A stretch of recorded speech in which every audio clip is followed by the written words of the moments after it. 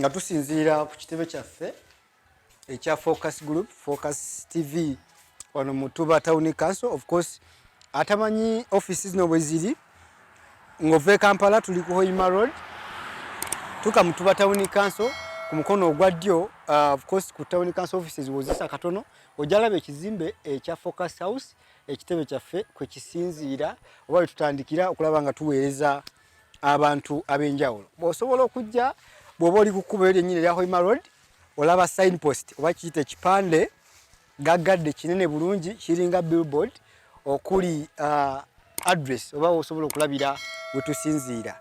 Olunaku lwa leero ndi wano okubajjukiza promotion yaffe y'okusiima ba clients oba ba customer abazze batuwagira ebbanga ddene nnyo nga batuwa emirimu gyabwe tuzze tubasiime mu bintu eby'enjawulo.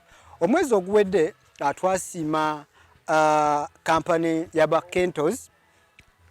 Kentos era ne tuwa ekirabo General Manager Kiyembapo twamu ekifaananyi nga tumusiima olw'okubeera nti batwesize ne batuwa emirimu gyabwe okuva eri mu ntandikwa nga Focus TV nga tutandika mpaka wano. Olunaku lwa leero ng'era nga twebaza era nga tusiima omukulu Godfrey Musisi ono director ba Musisi Motor Spares era nga director wa Calib and Safe General Enterprises.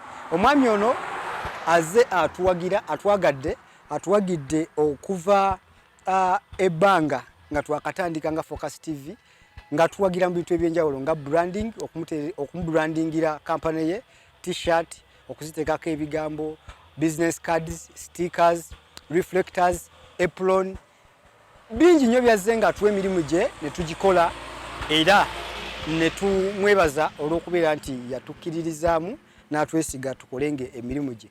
Mpita bakasitoma bonna abeerala ab'enjawulo okusigala nga mutuwagira tekitegeeza nti bamusisi oba Calib and Safe basinza otuwagira, no, nammwe gye muli mutuwagira tusiima nnyo naye ow'enkizo mu mwezi ogwo gwe twagala okulaba nga tusiima. Bassebo ne banyabo mbajjukiza nti Focus TV, Focus Group tukola ebintu bingi nnyo omuli events management. Tuwa omukolo gwo tukuwe services ez'enjawulo gamba nga okutimba, video coverage and photography, cake making, okola cake kuva ku mukolo gwonna ogutandikirwako mpaka omukolo ogwago. Tulina branding and printing era byosobola okuba nga otufunirako. Nyongera obajjukiza nti Focus TV twakoze t-shirt zino nga za kusiima ba clients baffe okulaba nga mugenze maaso n'okutuwagira. T-shirt zino zammwe sigala ng'owagira Focus TV, sigala ng'ogobera Focus TV osobole okuwangula t-shirt eyiyo.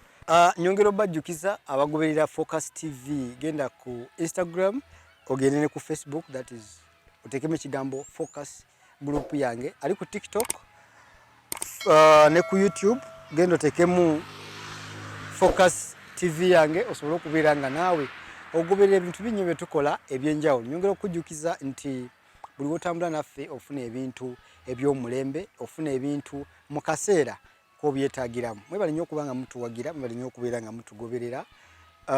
Thank you so much ku buli muntu yenna alina kyatukoledde. For now muzikirize tukome wano tujja batuddamu next video.